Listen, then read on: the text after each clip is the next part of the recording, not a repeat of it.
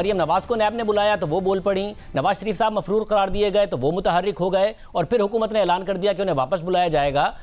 तो ये सारी डील थी जो टूटती नजर आ रही है। देखिए, पहला सवाल तो ये पैदा होता है शाहजेब कि वो डील क्या थी और किसने की है।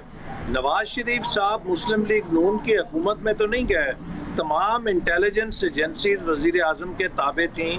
शौकत खानम हॉस्पिटल के तमाम डॉक्टर्स उनकी निगरानी में काम कर रहे थे, और सबसे बढ़कर ये कि पंजाब के अंदर उनकी अपनी हुकूमत है जिसकी वजीर सेहत वो उनके इलाज की निगरानी कर रही थी। अब अगर नवाज शरीफ साहब किसी डील के तहत गए, या तो हुकूमत एतराफ़ करे कि उसने कोई डील की थी, और अगर हुकूमत ने डील नहीं की थी और वो समझती है कि उसको धोखे में रख के वो चले गए हैं, तो क्या उसने अपनी सूबाई वजीर सेहत को बरतरफ किया है? वो डॉक्टर साहब के जो शौकत खानम से नवाज शरीफ साहब के तमाम इलाज की निगरानी करके तस्दीक कर चुके थे कि वो बहुत लाइफ थ्रेटनिंग कंडीशन में है, उनको तो मुशीर सेहत लगा दिया गया है। तो पहले तो हुकूमत उन तमाम लोगों को फारिग करे जो नवाज शरीफ साहब की इलाज के से मुताल्लिक थे और उनके बाहर जाने के लिए रिपोर्ट जिन्होंने दी।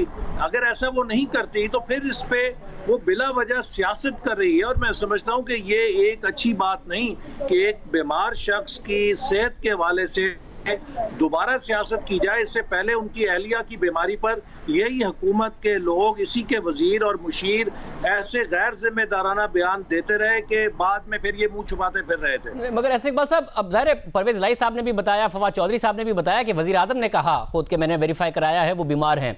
मगर जो बाहर भेजने का मामला है, ये तो वजीर आजम ने नहीं कहा कि वो बाहर भेजना चाहते हैं। इस पर शेख रशीद साहब ने जो बताया है कि जो अंडरस्टैंडिंग थी वो इमरान खान से नहीं थी, वो इदारों से थी, और फिर उस अंडरस्टैंडिंग का नतीजा था कि 5 साल पूरे करेंगे, मरियम नवाज खामोश रहेंगी, और मरियम नवाज बाहर जाना चाहती थी। तो ये सारा का सारा मामला इमरान खान ने नहीं, किसी और ने डील किया।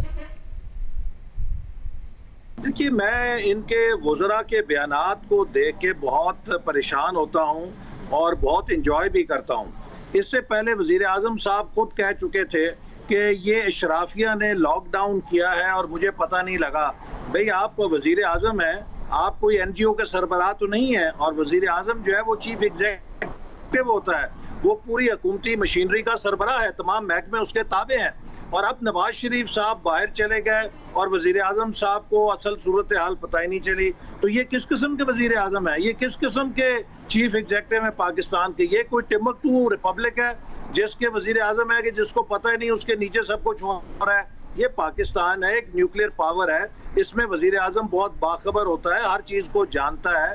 तो बजाय इसके कि ये मुख्तलिफ इदारों की तरफ या मुख्तलिफ कुव्वतों की तरफ मिलाइन करने का इशारा करें, और ये मैं समझता हूँ कि जो इनके दर पर्दा है, ये चाहते हैं कि कोई मुल्क के दीगर जो इदारे हैं उनको मुलव्वस किया जाए, उनको इल्ज़ाम दिया जाए।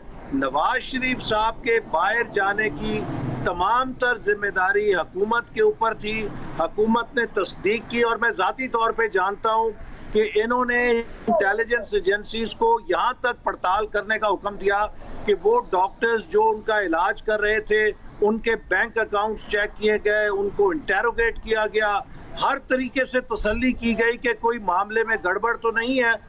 तो अब अगर वो अपने इलाज के लिए गए हैं तो उसे डील कहना या सियासत से ताबीर करना, मैं समझता हूँ कि बहुत ज्यादती है।